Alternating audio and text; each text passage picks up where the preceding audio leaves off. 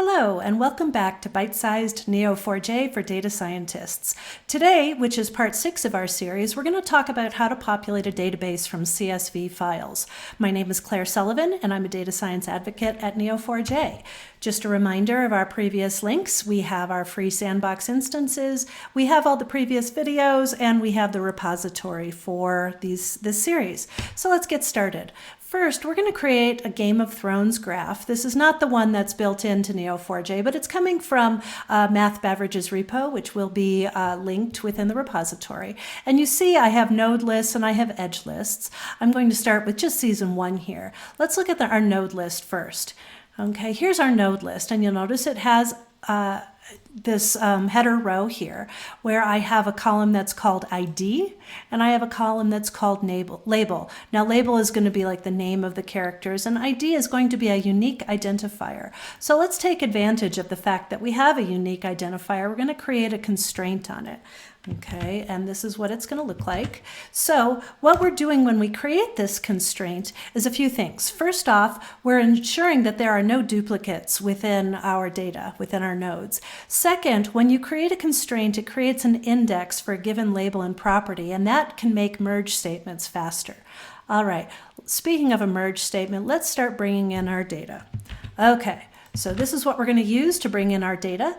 You'll notice here we have the raw data file of the CSV, and then I say load CSV with headers. Again, that's because I have that header row from URL as row. So basically what we're doing here is we're unfolding that CSV file row by row. Then we're going to use this merge command. We're going to create a character label here.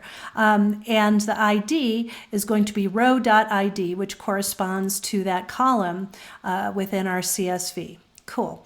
Now, you might ask why we have that merge instead of match and create. Well, it turns out you could do that. You could use the row create, but merge looks to see if that data already exists within the database. And if it does, it moves on. So this is actually faster than doing a match and create.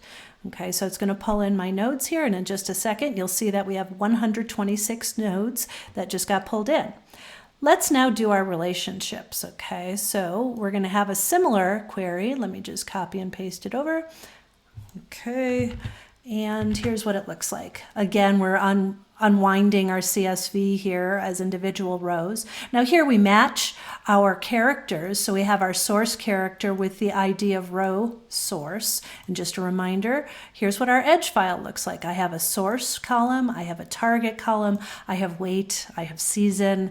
Okay, so what I do then is I have my identifier is row.source, my target is row.target. Now I'm going to actually create the relationship right here. So I have source as a relationship to my target, and here my relationship is in the square brackets.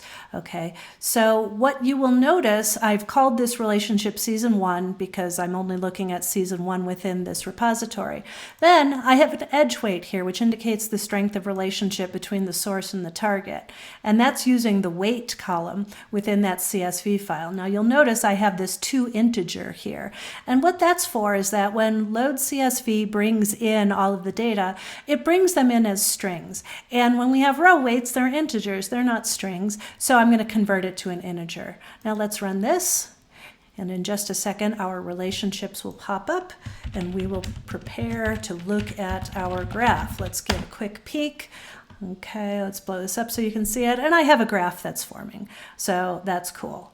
One thing I do want to mention is that if your data size is larger, you probably want to batch your read. And the way you would do it is you would use this command, auto, using periodic commit. Now this auto is something that works in the browser. And periodic commit is telling Neo4j to bring in our data, in this case 1,000 rows at a time. All right.